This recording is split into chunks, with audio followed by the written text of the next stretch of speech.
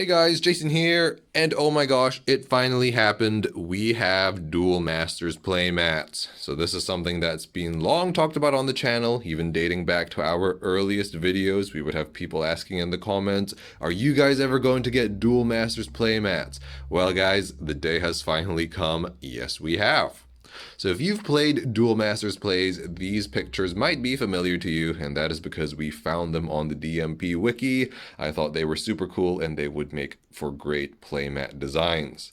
Unfortunately, well actually I guess I'll just walk you guys through our process on how we did it.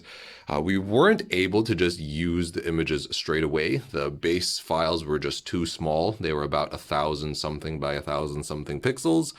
We actually had to work some Photoshop magic, shoutouts to Damien, and increase the size of the images. So they ended up being about 6,000 by 4,000 pixels, and yeah, the files ended up being pretty massive, but it was all worth it because look at that.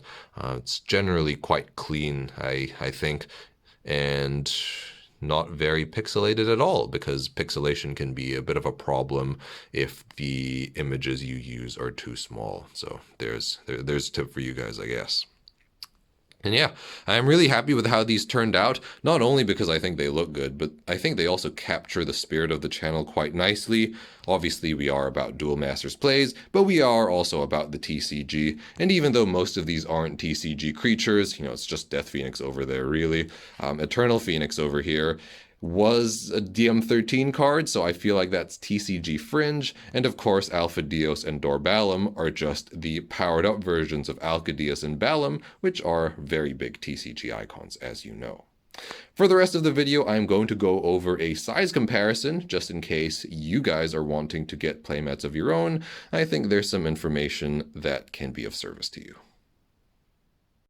So the three things we are going to be comparing, we're going to be comparing the custom playmat. Now I know not every custom playmat manufacturer is going to have the exact same dimensions, but I feel like they would be quite similar. So this is the one we're going to use today.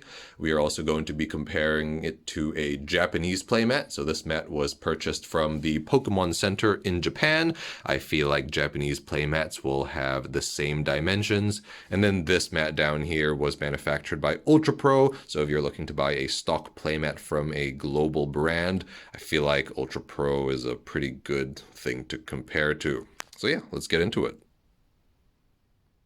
Going by this bird's eye view, we can see that the Ultra Pro playmat is the longest one, and the second place is the Japanese playmat, which is something that surprised me. I was under the impression that the Japanese playmats would be smaller by every dimension, but no, doesn't look like it from a width perspective.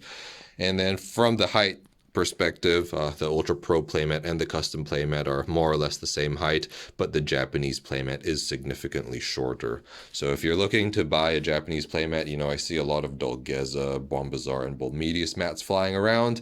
I feel like this is something that you should expect, a shorter playmat. Now moving on from onto the side, we can see that the custom playmat is by far the thickest. So yeah, it's just very fat over here. And then second place is the Ultra Pro playmat, and then in third place is the Japanese playmat. So the Japanese playmats are very thin. Flimsy is a bit of a harsh word to use, but I feel like that's kind of like how they are. I haven't used this one too much, but I am under the impression that they will be most prone to damage just because, you know, they're not very sturdy in general. Now, with the thick playmats, you know, these ones, they are a little bit harder to roll for storage. Like if you use a playmat tube, they don't roll quite as neatly and as cleanly. But I suppose that's just something that you'll have to live with. It's a compromise. And then naturally the Ultra Pro, it just falls in the middle. So I think that's fine. I think the Ultra Pro is as thin as I'd be willing to go. So there you go. Those are our Duel Masters mats and a quick comparison for you. If you have any questions, just leave them down in the comments and I'll do my best to assist. But as usual, thank you guys so much for watching. Stay safe and we'll see you guys next time.